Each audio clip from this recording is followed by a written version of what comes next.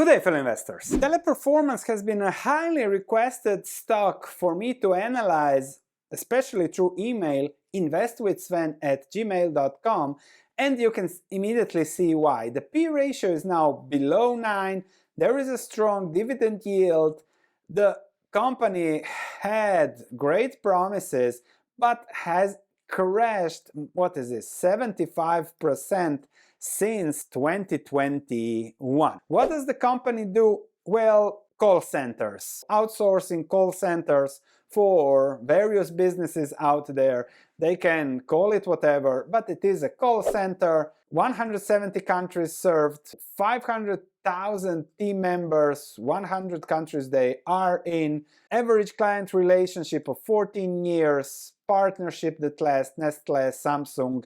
If you want to complain about your ticket or whatever, you likely talk to someone from Teleperformance. They have a diversified business, Americas, Europe, and then other Asia Pacific, of course, 15% there. Various client revenue mix is mostly 55% care. Nevertheless, now they had some slowdown in growth. Now they are saying it will accelerate again, and that might also rebound the stock. They did a big acquisition for 3 billion euros. They have added 2 billion euros of debt by acquiring Majorel in their digital transformation drive. But you can see here, slow growth organically. Okay, still growth, still something, still very profitable, very strong cash flows. And when you look at those cash flows, that's a cash flow yield above 10%. That would make it cheap. Huge operations. They are now also investing in AI to improve the competitiveness, and that is one of the scaring factors there is actually AI. But the outlook, some growth, and then again, good cash flows and trying to implement that AI into the business. They have now targeted 10 billion of euro revenue per year. They are above that, huge free cash flows. So everything looks good from that perspective. Things are not growing as much, but with the acquisition and the synergies, you see here there is also buybacks that is left, 170 million done, 80 million I think left for the next quarter. At these levels, that is already significant, and therefore one can consider it cheap. More than 300 AI projects underway, outlook is positive, and I looked a little bit at the last conference and they have tested, and as they say here, it's not that Gen AI and AI is an enemy of TP, absolutely not. It's absolutely the opposite. It helps to generate business to increase stickiness, productivity, and increase volume. So, according to TP, the AI threat is not a threat, is a benefit, and they are investing in that AI generation and whatever they are trying to do. Likely it will help them, but we'll discuss something again a little bit later. Now they are accelerating growth again. They have been stagnating or having decelerating growth for the 2023 period. Of course, that's logical as pandemic and everyone was at home buying, etc. Now things have stabilized and now they expect to grow again. When I look at the Q&A, it was mostly about contracts and short-term things, not even one question about AI. But if we look at the business, operating profit 10%, that is good, an okay business. The number of shares went up by 1.5% over a year. That is likely the compensation for managers, but okay. They do have high cash flow generation, so nothing wrong with the business situation. Growth, stagnation. If they return to growth and growing, then likely the stock will again rebound. AI, debt acquisition, synergies, so that's again possibly a positive catalyst. We have two positive catalysts. However, this is a high competitive environment, but we have other positive catalysts, which is the buyback, the dividend, and the low P.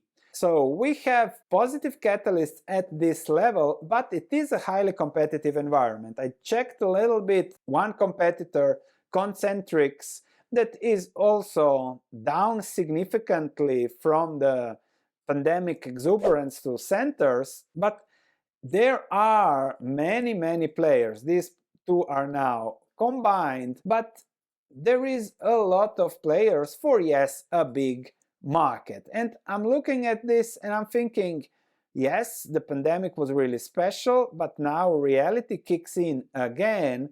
And then if we look at the company here, they also acquired something. They have good margins. This is Concentrix, of course.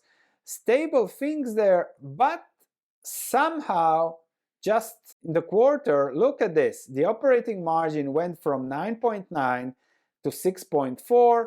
Suddenly net income went from 77 million to 16 million, which means, okay, this is a highly competitive environment. And these businesses are investing in AI, are doing everything. And then I'm thinking, if there is oversupply, then the prices might go lower.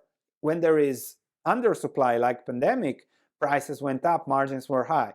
But what is the competitive advantage this company has against others? Yes, there are contracts, but contracts change and everything. So maybe even not now, pandemic effect has subdued a little bit, but a recession, where do people cut? They cut on customer care, less calls, less everything, and that would again lower the margins. That was the pandemic boom. Now there will be an economic cycle to watch. And if I put this into our comparative table, yes, they have a 10% return if you look at the P ratio of 9. Plus there is growth, so that's 12% return. But I think the risk is competition and the risk is recession cycle. So what category to put this into? For me personally, simply too much risk. Yes, we have now a return of 12, but compared to Nutrien that we discussed a week ago, so Nutrien offers 10% with low risk because you have to eat, because they have built the infrastructure to produce fertilizers, ADM, Archer Daniel Midlands also. You cannot replicate this infrastructure. However, on the other side, if I look at Teleperformance, AI, etc., other companies, the market is highly competitive. Thus, this doesn't deserve a value investment perspective. Now, not to say that it might not double in the next 2 years. If they grow next 12 months, if they keep the buybacks and start a new program, this stock can easily be 50% up in the next 1 year, easily, even more. But for me, the risk from a business competitive perspective is too much. That's about it.